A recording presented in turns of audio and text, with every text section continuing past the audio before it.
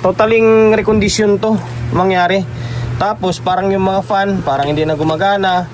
Tapos yung relay parang hindi ko rin narinig na tumunog itong relay, oh. Pansinin nyo,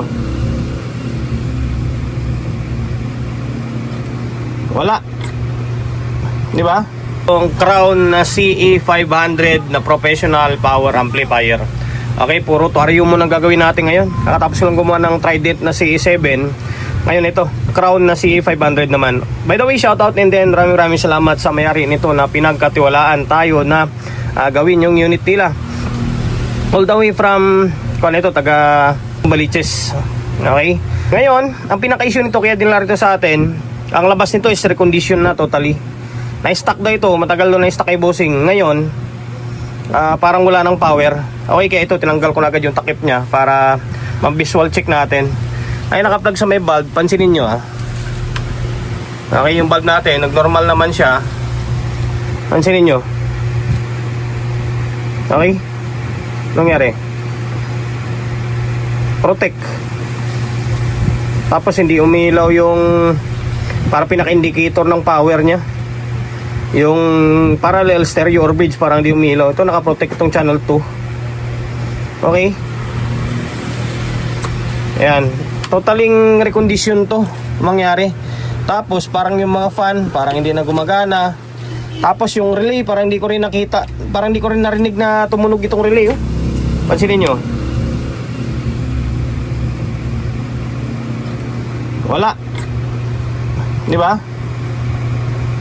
Hindi siya nag-trigger. Okay, hindi siya nag-trigger. Ngayon ang mangyari nito, recondition ng datingan nito. Okay, yan naman yung usapan namin ni bossing, eh. Maliit lang ito pero medyo matrabaho. Ngayon, ang alamin natin kung bakit hindi nagti-trigger ito. Kailan mag-trigger ito para mag-totaling full siya na to 20. Okay? Kailangan gumana itong soft start na to. Soft start ito. Ito muna yung unahin natin. Paganahin muna natin itong soft start, saka tayo mag-proceed dyan sa ibang problema niya. Okay? Unang move na gagawin natin dito ay iangat muna natin yung mga supply. Saka natin problemahin siguro itong relay. Try muna natin itong angat yung mga supply ng main amp. Okay? Hiwalay yung supply nito. Itong apat na to para dito. Tapos yung apat na kapasitor nito para dito naman. Kaya individual yung supply nyo. Bunutin natin tong supply na mga amplifier stage nya. Okay? Tapos saan yung isa? Ito, bunutin natin to. Ayan, nakabunot na. Ang naiwan na lang yan is mga maliliit na voltahe. Tingnan natin. Wala talaga siya. Hindi gumana yung fan. Okay. Ngayon, sukat tayo ng voltahe muna. Tingnan natin kung may voltahe siya. Okay, AC. Sa AC tayo. AC. Ngayon, tingnan natin. Dito sa may, 9 volts yata ito. Ito, tingnan natin kung anong voltahe nito. Okay, parang di gumana. Naka-on ba? Oh, naka-on naman, oh. Parang wala. Parang lumabas na voltahe, oh. Meron. Meron pala.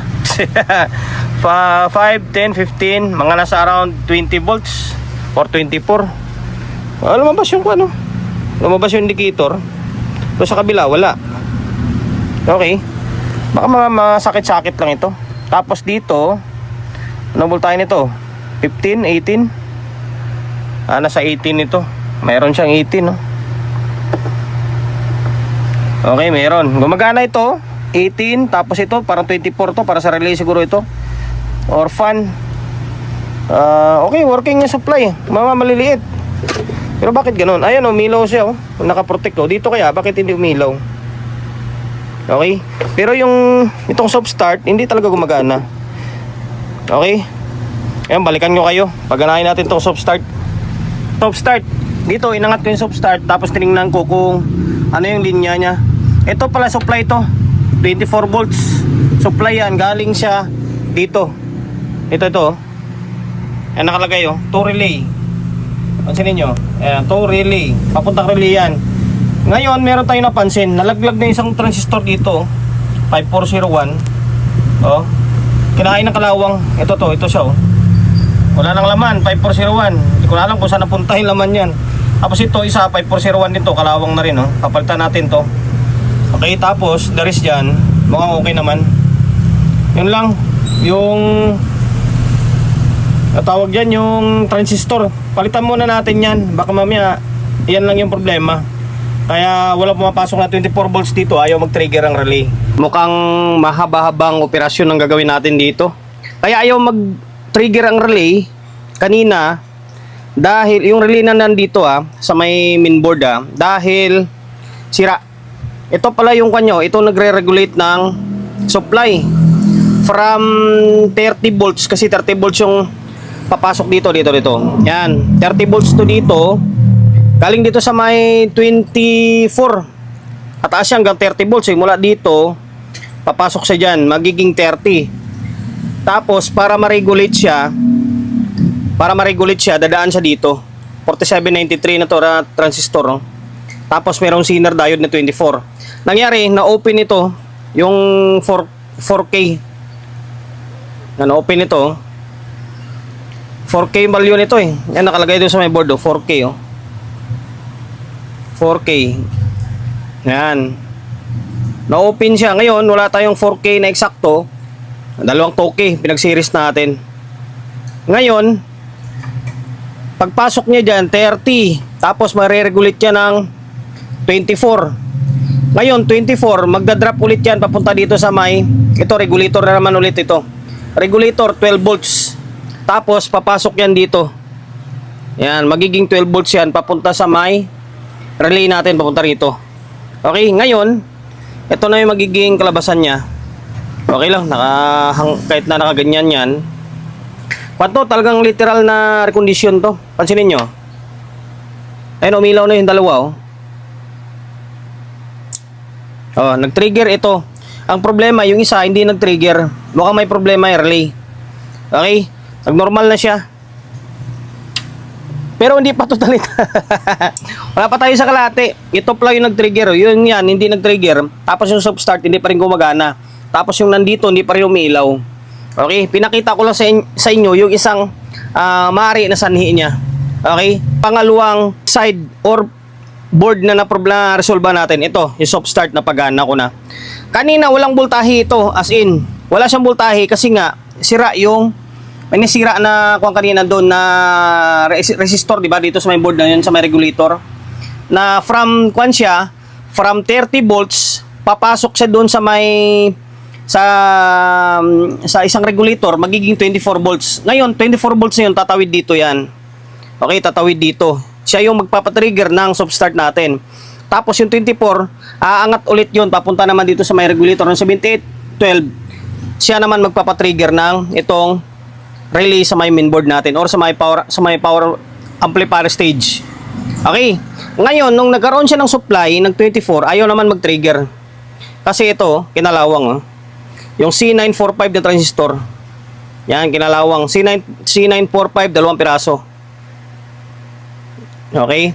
Ngayon, ang pinalit natin dyan ay wala tayong C945. Ang pwedeng ipalit yan is C1815. Same pin yan, walang kinaiba. Pansinin nyo, C1815 na nilagay ko. Okay? Walang kinaiba yan. Kung wala kang C945, ay C1815 lagay mo dyan. Ano, C1815 yan. Okay, pares ng pinout yan. Ngayon, ito magiging klabasan niya. Pansinin nyo. Kailan mag-trigger yan? Isa. Dalawa. Okay? Dalawa pa lang ang nagtitrigger. Eto, tsaka eto. Ngayon, tingin ko dito, sira lang tong kwan niya. Tingin ko may problema lang yung relay niya. Mukhang sira lang, ayaw niya mag-trigger. Kasi dito, nagdo-normal naman yung indicator dito eh. Pansinin nyo. Parang mahina double check natin. Tingin ko sira na yung relay niya. Pero dito soft start okay na.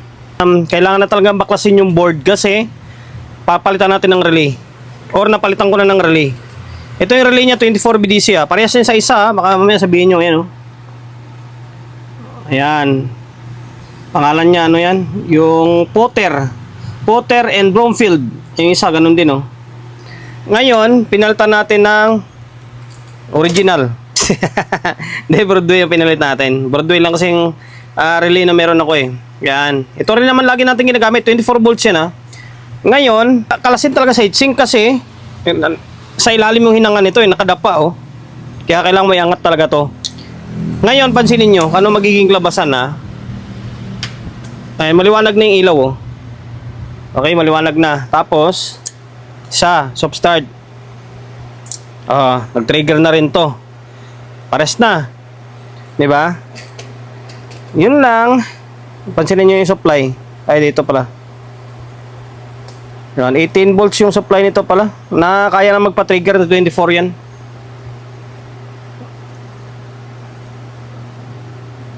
Okay. Ngayon, nag-normal na. Balik na naman natin ulit sa heatsink yan. Grabe yung palo niya, no? Lakas. Isa. Dalawa. Okay. Na-solve na natin. Isa. Dalawa. Tatlo. Ang kasunod nito ay sana mapa-audio na natin. Ibalik ko muna yung heatsink. Okay? Naibalik ko na yung isang board. Naibalik natin sa heatsink niya. Ngayon, ang problema, kapag naibalik ko yung supply, binalik ko yung supply nito, dalawa, nakaprotect siya. Ayaw niya mag-on. Take note ha. Ayaw, nakaprotect siyang steady. Ngayon, kapag ito lang, nagiging working siya. Kapag itong side lang, baka may problema pa tong board na to. Pansinin nyo ha. Okay? Binunot ko to ha. Binunot ko yung supply dun ha. Diba nag-normal siya? Ito, binunot ko rin doon. Nag-normal yung ditong side na to. Ngayon, may speaker na nakakabit yan. Okay? May nakakabit na speaker, may audio input. Pansinin nyo, may audio yan. Normal na yung channel to. Okay? Nag-normal yung channel to. Ngayon, balik ko yung supply ha. Ibabalik natin yung supply. Babalik ko ito. Balik ko yung supply ng channel 1. Balik natin to. Tapos, tingnan nyo kung ano magiging kalabasan niya. Daming problema yung unit na to. Okay, on natin. Pansinin nyo. Ayaw yan. Ayaw mag-on. Nakaprotect lang siyang steady. Okay? Pansinin nyo lang. Ayaw, di ba? Kahit tanggalin mo to dito, kahit tanggalin mo itong channel to, ayaw pa rin yan. Ibig sabihin, doon talaga sa channel 1 ang may problema. Okay, bunutin ko tong channel 2. Yan, nakabunot na yan. O natin. Ayaw pa rin, di ba? Nakapula lang siya, Bira na yan. Kaperapan pa tayo nito. Pero tong channel 2, okay na. Working na siya. Ngayon, babakasin ko na naman to ulit. Tapos troubleshoot. Troubleshoot na naman. Alam ko na kung saan galing yung protect niya. Walang problema yung amplifier stage. Yung mga transistor ba? Ang problema is nasa biasing niya. Yung bias nito kapag umangat siya ng mga 0.5 mahigit na, pagpo-protect na siya. Tapos pati itong soft start hindi rin gagana. Okay, na-recall ko yung mga ni-repair natin nung nakaraan. Inaalala ko yung mga ginawa ko ba doon. Ngayon, ito. Fixed bias siyempre. Sira tong trimmer na to. 101, meaning value nito is 100 ohms. Yan, sira to. Dito is good. Itong side na to is sira. Ngayon, finix na natin to. Para hindi na lalong umaba yung oras natin. Kasi ito, ginalas ko ulit to. Tigas na ng control. Mga sira din ito. Palitan natin mamaya. Okay? Ngayon, 22 ohms lang yan ha. Tapos, binaba ko siya ng bagya. Dito kasi nasa 0.4 na to eh. Mainit ito. Ginawa natin is, binaba natin ng 0.3. Ngayon, pansinin nyo ha. Kapag ma-encounter nyo itong klaseng unit, yung Crown na CE5 na to, medyo masakit sa ulo to pag hindi nyo kabisado din. Meron pang isang Crown na CE5, yung isang design pa.